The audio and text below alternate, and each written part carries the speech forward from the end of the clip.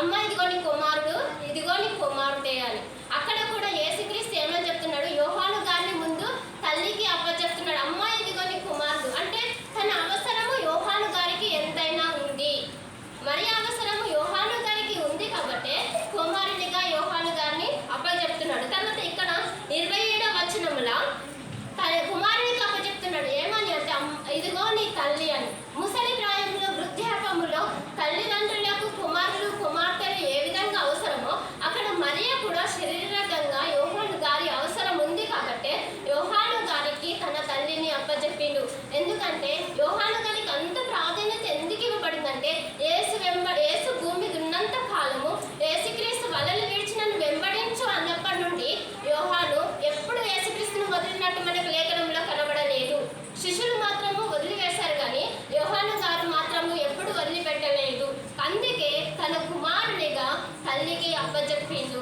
కాబట్టి ఇప్పుడు మనం నేర్చుకోవాల్సిన విషయం ఏంటిదంటే ఇక్కడ తల్లి అంటే వధువైన సంఘంగా మనం భావించుకొని, కుమారుడు అంటే దేవుని వాక్యంలో మనం ధ్యానించుకొని ఆ విధంగా వాక్య రూపకంగా మనం ఎదుగుదాము. ఆత్మీయంగా ఈ విధంగా ఎదిగితే శరీరకంగా ఏ విధంగా ఎదుగుదామంటే మన అత్తమామలను మన తల్లిదండ్రులుగా భావించుదాం. పిల్లలు ఈ మధ్య తల్లిదండ్రులకు కోపపడే మనస్పర్ధాలు చాలా మందిలో ఉన్నాయి.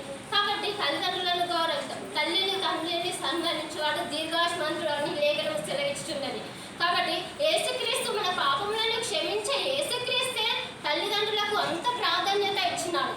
మరి మనం ఏ పాటి వారము? తల్లిదండ్రులను ద్వేషించడానికి మనకు యోగ్యత కూడా లేదు, అర్హత కూడా లేదు. మనము ఆ పాటి మట్టుకు మాట్లాడినా తర్వాత మన తల్లిదండ్రులను క్షమించమని మనం వేడుకుందాము. మనము మన కుటుంబంలో ఎల్లప్పుడూ మనము సంతోష పెడదాము. శరీరకంగా ఆత్మీయంగా ఈ వాక్యం దేవుడు దించుగాక. ఆమేన్.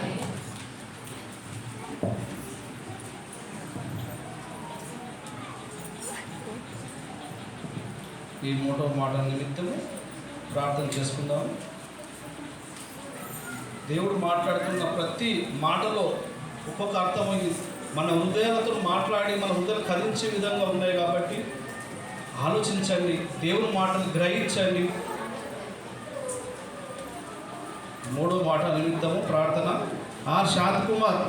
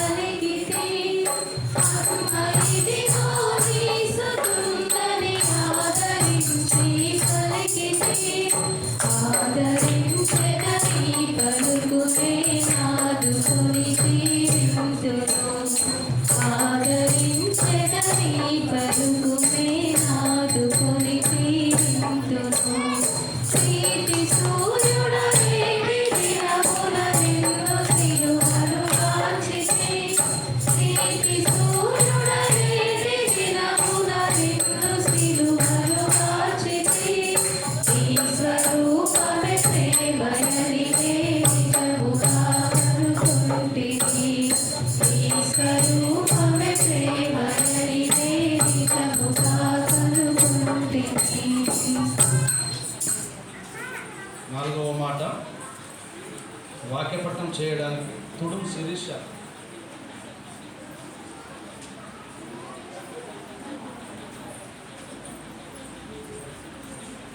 మత్తయి సువార్త 27వ అధ్యాయము 45 నుంచి 47 వరకు.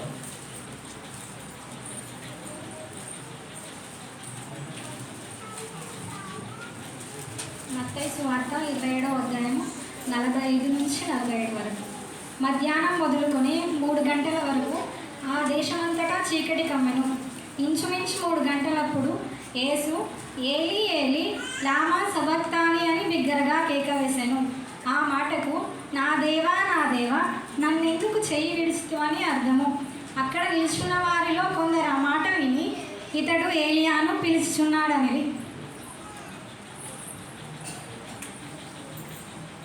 వాక్యం దానం చేయడానికి చూడండి స్వామి.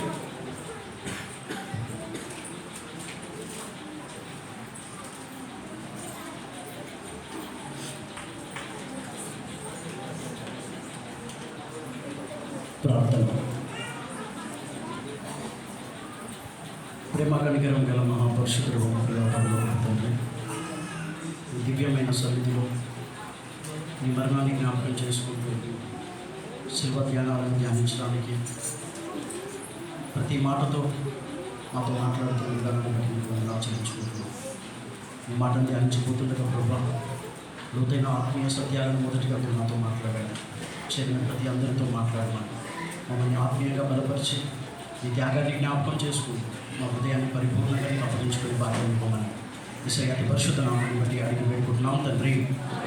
ఆమేన్. అతను ఒక స్టీమర్ నడిపించే డ్రైవర్. ఆయన పని ఏంటంటే సముద్రం ఒడ్డున ఆ ఒడ్డున ఉన్న వాళ్ళను తనకున్న పడవలో ఈ ఒడ్డుకు చేర్చాలి, ఈ ఒడ్డున ఉన్న వాళ్ళను తనకున్న పడవలో ఆ ఒడ్డులో చేర్చాలి. ప్రతిరోజు ఆయనకున్న పని. ఒకరోజు ఉదయాన్నే లేచి తన పని నిమిత్తము అంటే తన పడవ నడపడానికి వెళ్ళిపోతూ ఉంటున్నప్పుడు తనకు ఒక చిన్న కుమారుడు ఉన్నాడు. ఆ చిన్న కుమారుడు తన కాళ్ళలోకి అడ్డంలో పడ్డాడు. డాడీ నువ్వు ఎక్కడికి వెళ్తున్నావు, నేను నీతో పాటు వస్తా డాడీ అని అంటే బాగా మారం చేసేసరికి, బాగా సతాయించేసరికి ఆ చిన్న పిల్లోని తీసుకొని వెళ్ళిపోయాడు. సముద్రం మధ్యలో పడవలోకి చాలామంది వెళ్ళారు, చాలామంది ఎక్కారు. పడవ స్టార్ట్ అయింది. సముద్రం ఆ ఒడ్డునకు ఆ పడవ వెళ్ళాలి. ప్రతిరోజు తన పని అది.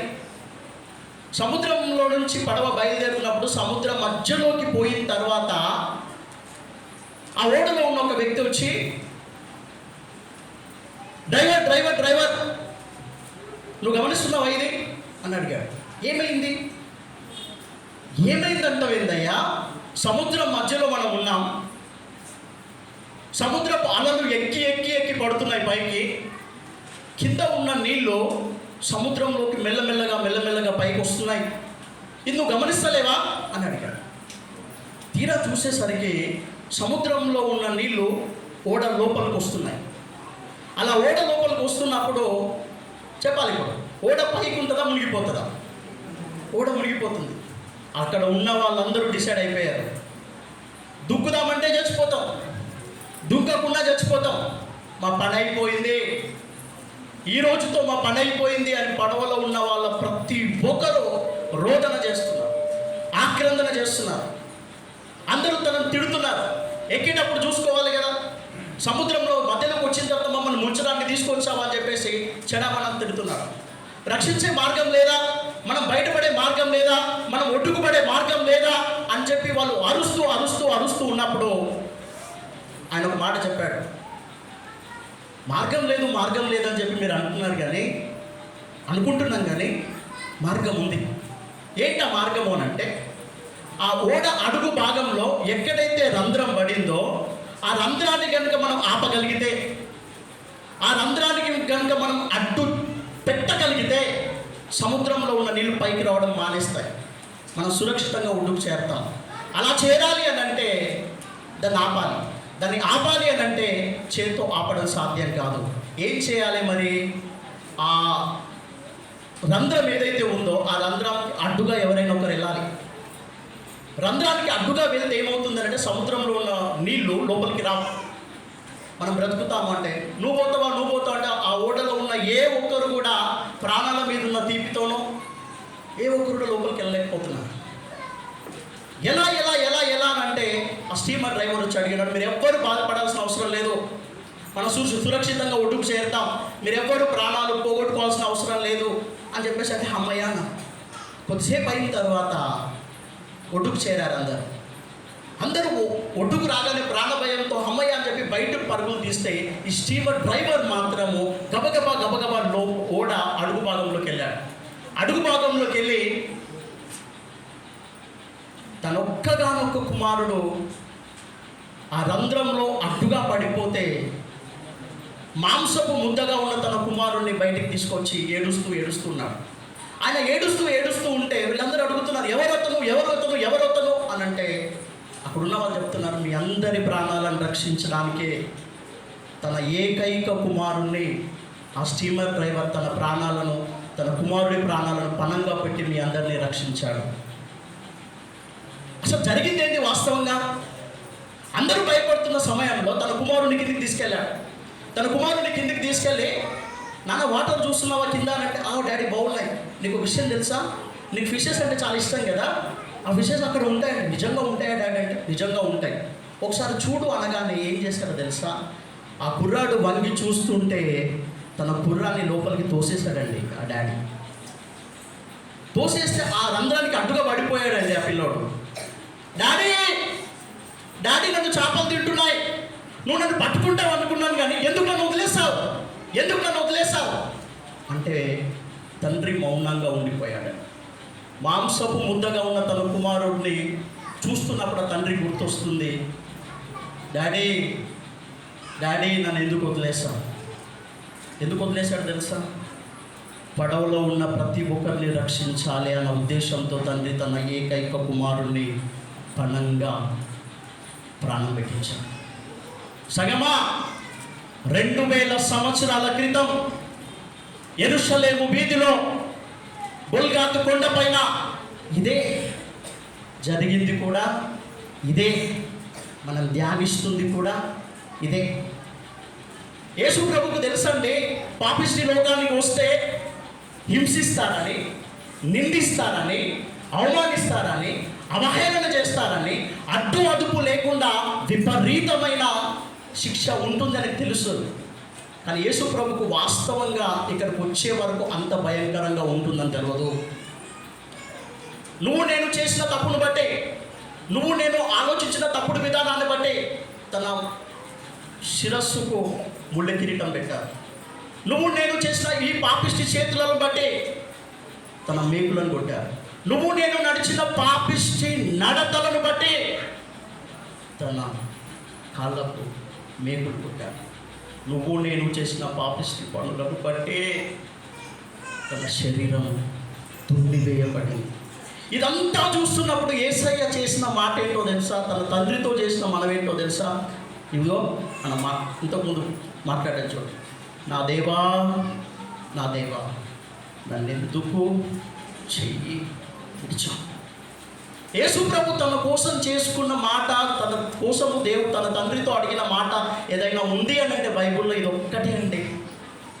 ఆ రోదన భరించలేక, ఆ శిక్ష భరించలేక తన తండ్రితో అంటున్నాడు, నా దేవా నన్ను ఎందుకు చెయ్యి విడిచావు? ఎందుకు ఇచ్చాడో తెలుసా?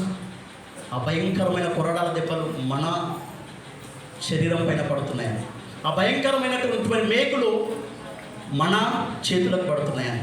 ఒకవేళ దేవుడు కనుక ఆ శిక్షనే భరించకపోయి ఉంటే ఈరోజు ఇంత సజీవంగా మనం ఉండేవాళ్ళమే కాదు. ఈ మాట ద్వారా మనం తెలుసుకోవాల్సింది ఏంటో తెలుసా? నువ్వు నేను చేసిన తప్పును బట్టే దేవుడు తన కుమారుని విడిచిపెట్టాల్సి వచ్చింది, తన ప్రాణాన్ని విడిచిపెట్టాల్సి వచ్చింది.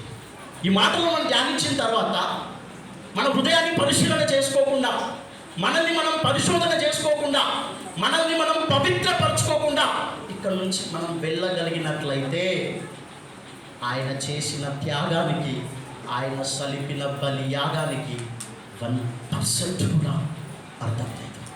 ఆ బాధ భరించలేక అంటున్నాడు, నా దేవా నా చెయ్యి ఎందుకు విడిచిపెట్టావు అని అంటే పరిశుద్ధాత్మ దేవుడు చెప్తున్నాడు, తండ్రి అయిన దేవుడు చెప్తున్నాడు, ఇదిగో పాపిష్టి లోకం అనే పడవలో మనందరం ఉన్నాం.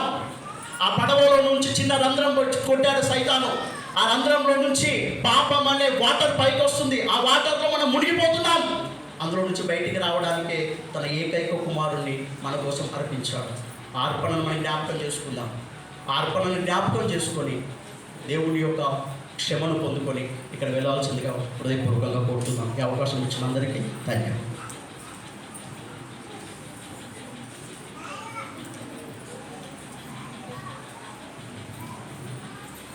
నాలుగో మాట నిమిత్తం ప్రార్థన చేసుకుందాం. తండ్రి కుమారుడు విడిచిపెట్టిండు, ఆయన తిరిగి లేస్తాడని తెలుసు కాబట్టి తండ్రికి తెలుసు. కానీ దేవుడు మనల్ని విడిచిపెడితే లోకంలో మనం ఎలా ఉంటామో ఒకసారి జ్ఞాపకం చేసుకోండి. ఈ నాలుగో మాట ద్వారా అందరు గ్రహించండి. ప్రతి మాటలో దేవుడు ఎంత గొప్ప మాటలు మన కోసం మాట్లాడుతున్నాడు. ఈ నాలుగో మాట నిమిత్తం ప్రార్థన. జయప్రశాంత్. స్వరం సృష్టించడం సదైకరీతిగా పరిపాలిస్తున్న మిత్రులు కనుక తండ్రి బాబా ఆయన తండ్రి బాబా తండ్రి గడిచిన సంవత్సరమంతా ప్రభావ నేను కలిగిన సుఖభద్రంగా సుభిక్షేమంగా ప్రభావ కాచి కాపాడినైనా నీ మందిరంలోనైనా తండ్రి నేను ఆత్మతోను సభ్యులతోనూ ఆరాధించే భాగ్యం ఇచ్చినందుకు నీకు వందనాలు చెల్లించుకుంటున్నాను. ప్రభావనైనా తండ్రి ప్రపంచమంతానైనా నీ మందిరంలో ప్రభావ ఈ రోజునైనా మీరు శిల్వ మీద మాట్లాడిన తండ్రి ప్రభావ ఏ మాటల గురించి నైనా ధ్యానిస్తున్నారు ప్రభావ నీకు వందనాలు చెల్లిస్తుంటున్నాను. అయ్యా ప్రభావ ఇంత మటుకునైనా తండ్రి నాను మాటలు ధ్యానించిన కుమారులను బట్టి కుమార్తెలను బట్టి నీకు వందనాలు చెల్లిస్తుంటున్నాను. అయ్యా ప్రభావ మరి అయినా తండ్రి నాలుగవ మాటలో ప్రభావ నా దేవా నన్ను ఎందుకు చేయి విడిచితివి అని ప్రభావ మరి నైనా నీ కుమారుడు పలికినప్పుడు నైనా ఆ మాట ఎందుకు పలికాడు నైనా తండ్రి ప్రభావ ఇంతవరకు నైనా మేము తెలుసుకున్నాము. నీకు వందనాలు చెల్లించుకుంటున్నాను. అయ్యా తండ్రి ప్రభావ మేము కూడా నైనా మా బాధల్లో ఉన్నప్పుడు నైనా తండ్రి నా చెయ్యి ఎందుకు విడుచుకున్నామని ప్రభావ నీకు మొరబెట్టే కృపాభాగ్యం మాకు అందరికీ దయచేయండి. అయ్యా తండ్రి మనుషుల వైపు చూస్తేనైనా ఏ సహాయం దొరకదయ్యా నీకు వందనాలు చెల్లించుకుంటున్నాను. అయ్యా మేము చేసిన పాపాలనైనా మీకు తండ్రి తలపైన ముండ కిరీటంనైనా తండ్రి చేతులలో మేకులనైనా కాళ్ళలో మేకులనైనా నీకు వందనాలు చెల్లించుకుంటున్నాను. అయ్యా తండ్రి ప్రభావ ఇప్పటికైనా తండ్రి మేము మనోనేత్రాలు తెచ్చుకొనినైనా నిన్ను ప్రభావ ధ్యానిస్తూనైనా తండ్రి ప్రభావ ప్రతి దినమునైనా తండ్రి నీకోసం ప్రతి కృపాభాగ్యం మాకు అందరికీ దయచేయమని సమస్తం మీ చేతులకు సమర్పించుకుంటూ వేడుకుంటున్నాను తండ్రి. అందరం ఒకసారి లేచి నిలబడి ఒక చరణం పాడుతుంది. అందరూ ఒకసారి లేచి నిలబడతారు. ఎందుకంటే చాలాసేపు అవుతుంది కాబట్టి ఇంకో 3 మాటలు ఉన్నాయి కదా.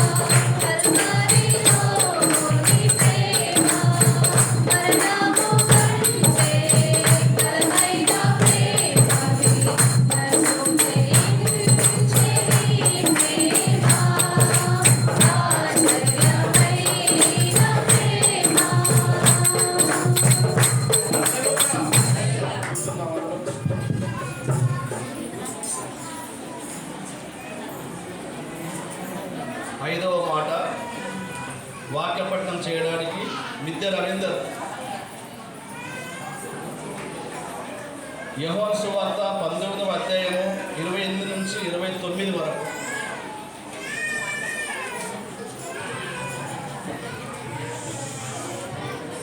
అటు తరువాత సమస్తము అప్పటికి సమాప్తమైనదని యేసు ఎరిగి లేఖనము నెరవేరినట్లు నేను తప్పికొనిచున్నానని చిరకతో నిండి ఉన్న ఒక పాత్ర అక్కడ పెట్టి ఉండేది కనుక వారు ఒక స్పంజి చిరకతో నింపి హిస్సోపు పుడకకు తగిలించి ఆయన నోటికి అందించారు.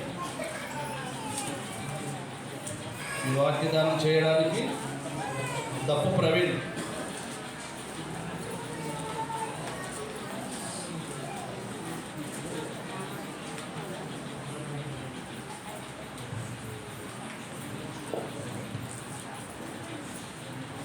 హల్లెలూయా. సమయం ఇచ్చిన అయ్యగారికి, అమ్మగారికి, సంఘానికి కృతజ్ఞతాస్తుతులు చెల్లిస్తున్నాను. అతి ముఖ్యంగా ప్రభువైన యేసుకే మహిమ కలుగును గాక. దేవుని కృప నిమిత్తము నాకు ఇచ్చినటువంటి మాట 5వ మాట, యోహాను సువార్త 19వ అధ్యాయము 28వ వచనం. ఒకసారి చదవండి. అటు తర్వాత సమస్తమును అప్పటికి సమాప్తమైనదని యేసు ఎరిగి లేఖనము నెరవేరినట్లు నేను తప్పికొనుచున్నాను. హల్లెలూయా, హల్లెలూయా. అందరు ఇక్కడే ఉన్నారు కదా, హల్లెలూయా. అయితే ప్రధానంగా చెప్పబడిన మాటల్లో నాకు చాలా మటుకు అనిపించింది ఏంటంటే, నేను ఎప్పుడైనా కానీ వాక్యాన్ని ప్రతి ఒక్కళ్ళు నార్మల్గా ఒక వర్డ్ లాగా చదువుకుంటూ వెళ్ళిపోతుంటారు. నేను మాత్రం ప్రతి ఒక్క దాన్ని విశ్లేషిస్తాను. ఇది ఎందుకు అని ఆలోచించుకుంటూ విశ్లేషించుకుంటూ వెళ్తుంటే సడన్గా నేను ఒప్పుకున్నప్పుడు కూడా యాక్చువల్లీ నాకు ఈ మాట దేవుడు ఇస్తాడని నేను ఎరగలేదు. మళ్ళీ నేను ఒప్పుకుంటానని కూడా నాకు తెలియదు. మళ్ళీ ఇంకోటి ఏంటంటే నాకు డ్యూటీ ఉంటుందనే ఆలోచన కూడా లేనటువంటి సందర్భంలో ఒప్పుకున్న తర్వాత నాకు డ్యూటీ ఉందనే ఆలోచన వచ్చింది. తర్వాత నేను డ్యూటీని కన్విన్స్ చేసుకున్నాను. కానీ మాటగాడికి వచ్చేస్తే నేను దప్పికొనుచున్నాను అని యేసు ప్రభు మాట్లాడతాడు. 7 మాటల్లో ప్రాముఖ్యమైన మాట ఇది. ఎందుకు అంటే యేసు ప్రభు ఈ మాట ఎందుకు మాట్లాడాడు అని అంటే, దీన్ని లేఖనము నెరవేరినట్లు అని చెప్పేసి అక్కడ రెఫరెన్స్లో కూడా ఉంది. ఆ లేఖనం ఎక్కడున్నదంటే కీర్తనలు 69:29 చదవండి.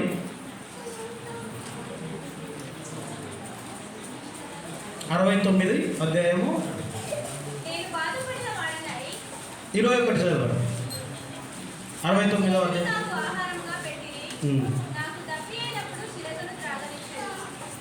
చేతును ఆహారముగా పెట్టిరి, నాకు దప్పి అయినప్పుడు చిరకనిచ్చిరి. ఇది చాలా లాంగ్ బ్యాక్. నేను ఎందుకంటే మొదటిగా మీకు చెప్పింది అదే, ఒక లాజికల్గా ఉండేటటువంటి విషయాన్ని నేను ఎక్కువ ఆలోచిస్తాను. అందుకనే ఈ మాటను దావీదు కాలంలోనే రాయబడింది. ఎప్పుడైతే యేసు ప్రభు ఎప్పుడో 2000 సంవత్సరాల క్రితం యేసు ప్రభు పుట్టి ఒక మనుష్య రూపంలో వచ్చి తన ప్రాణాన్ని అర్పించి మనందరికీ, ఈ లోక మానవాళ్ళందరికీ రక్షణ ఇస్తాడు అని చెప్పేసి ఎప్పుడైతే యెషయా గ్రంథంలోనే రాయబడింది. యెషయా గ్రంథంలో నుండి దావీదు కాలానికి కూడా వచ్చేసరికి దావీదు కాలంలో కూడా లేఖనము నెరవేరబడినట్లు లేఖనం అక్కడ రాయబడింది. అంటే దావీదుకు చేతు చిరకనిచ్చిర్రా అంటే అక్కడెక్కడ ఇవ్వలేదు చరిత్రలో. దావీదుకు వాటర్ ఇచ్చారనే సబ్జెక్ట్ ఉంది, కానీ చేతు చిరకనిచ్చారనే సబ్జెక్టు దావీదు యొక్క చరిత్రలో లేదు. ఇది ఏంటంటే లేఖనము మాత్రము నెరవేరినట్లు. ఇప్పుడు రాసినటువంటి లేఖనము నెరవేర్పే యేసు ప్రభు. ఎందుకంటే ఒకసారి పాపము మనుషుల దగ్గరికి, మనుషుల లోపలికి ఎంట్రీ అయినప్పుడు దేవుడు దాన్ని అనుమతించలేడు. కానీ మనము చేసుకున్న పాపాన్ని పోగొట్టాలంటే పాప ప్రోక్షణ జరగాలి.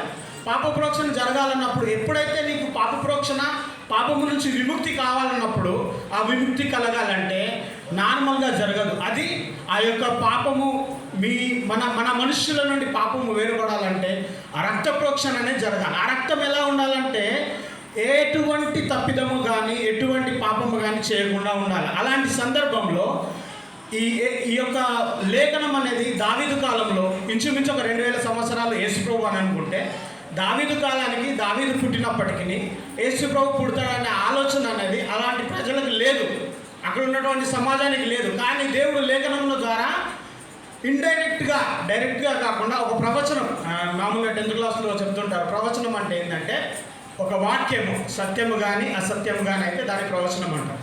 అలాగే ఈ ప్రవచనాలను రాయబడింది. సత్యం అసత్యం అని ఎందుకు డిఫైన్ చేశారంటే అది జరగచ్చు, జరగకపోవచ్చు. అందుకని చెప్పేసి ఆ వాక్యము సత్యమా అసత్యమా తెలియనప్పుడు దాన్ని ప్రవచనం అంటారు. ఆ ప్రవచనం నెరవేరినప్పుడు అది సత్యమని మనకు తెలుస్తుంది. అలాగే యేసు ప్రభు జీవితంలో ఆ యొక్క చేదు చిరకను ఎటువంటి సందర్భంలో రక్తము మూలలు కొట్టారు, రక్తము కారిపోయింది. అలాంటి సందర్భం చిన్నగా మనకు రోడ్డు మీద చూస్తూ ఉంటేనే కొంతమందికి యాక్సిడెంట్ అవుతుంటే చాలా కేసెస్లో రక్తం కారిపోతూ ఉంటే దాహం అని అడుగుతూ ఉంటారు. కొంతమంది దాహం ఇయ్యరు. ఎందుకంటే దాహం ఇస్తే ఎక్కడైతే అతనికి ఇంకా డెత్ సెంటెన్స్ ఏమైనా ఛాన్సెస్ ఉంటాయేమో అని చెప్పేసి ఆ విధంగా ఇవ్వకుండా, అలాంటి సందర్భంలో ఇవన్నీ ఎందుకు అనుభవించాల్సి వచ్చింది యేసు ప్రభు? ఇలాంటి సందర్భాన్ని ఒక దేవాది దేవుడు, అద్వితీయ కుమారుడు ఎందుకు అనుభవించాల్సి వచ్చింది? కీర్తనలు 78:20 వచనం చదవండి. 8:20. ఆయన బండను కొట్టగా నీరు ఉబ్బికెను, ఆ నీరు కాలువలై పారాను. అయితే యేసు ప్రభువు దాహమని శిలువ మీద అరుస్తున్నాడు, నాకు దాహమిమ్మని అరుస్తున్నాడు. దాని తర్వాత కాన్సెప్ట్లో చేదు చిలకనిచ్చాడు. ఇక్కడ కొంచెం ఆగితే ఏమైందంటే ఈ వచనంలో ఏం చెప్తున్నాడు? ఆయన బండను కొట్టగా నీరు ఉబికెను.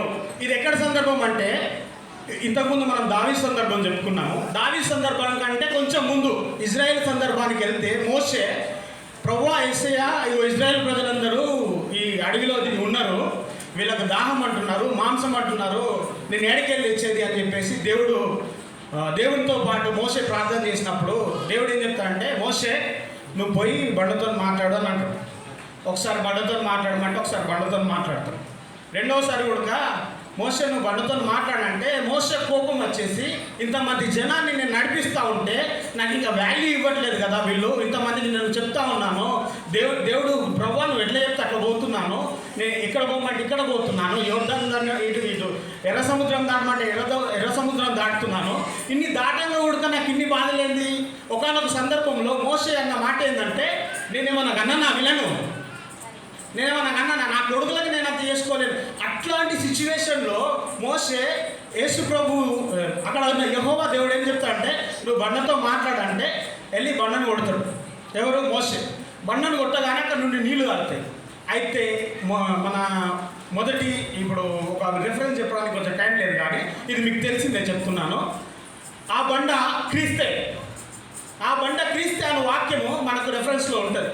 అయితే ఆ బండ క్రీస్తే అన్నప్పుడు క్రీస్తులో నుండి వాటర్ వచ్చింది. అక్కడ క్రీస్తులోనే వాటర్ ఉన్నప్పుడు, ఆ బండలోనే వాటర్ ఉన్నప్పుడు, వాటర్ నాకు దాహం ఎందుకు అవుతుంది అనే ఆలోచన, దాహం ఎందుకు వేస్తుంది అనే ఆలోచన నాకు వచ్చినప్పుడు నేను చాలా ఆలోచిస్తుంటే అది ఎక్కడికి వెళ్ళిపోతుందంటే, యేసు ప్రభు మనుష్యరీతిగా ఈ లోకంలోకి వచ్చాడు.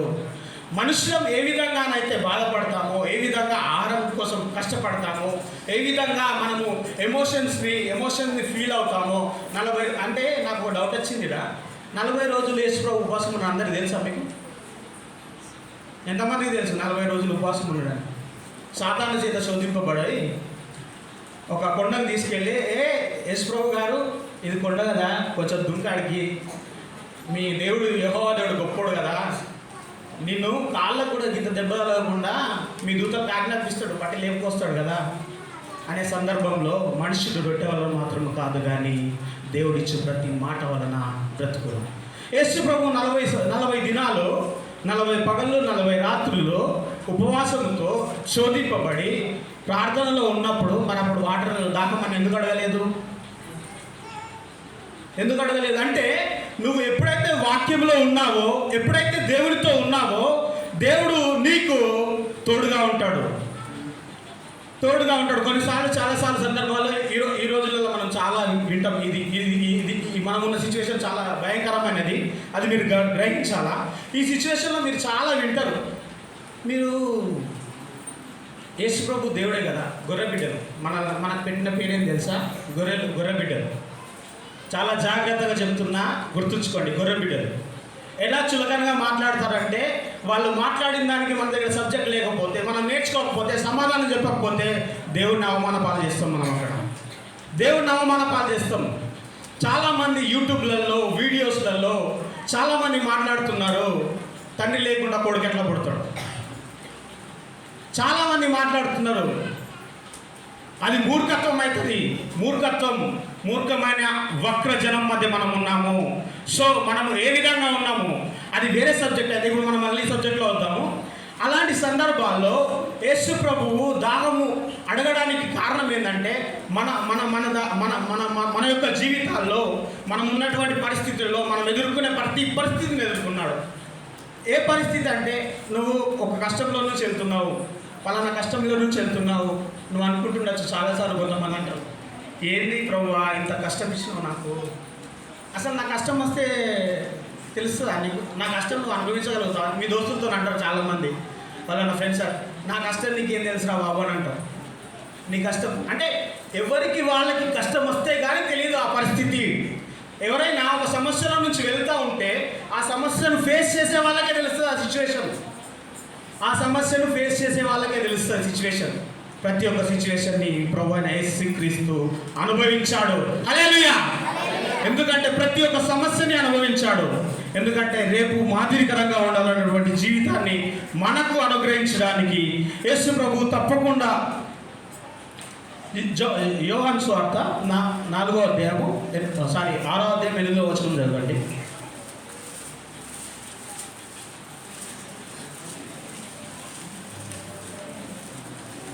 ఆయన శిష్యులలో ఒకడు Hmm. అనగా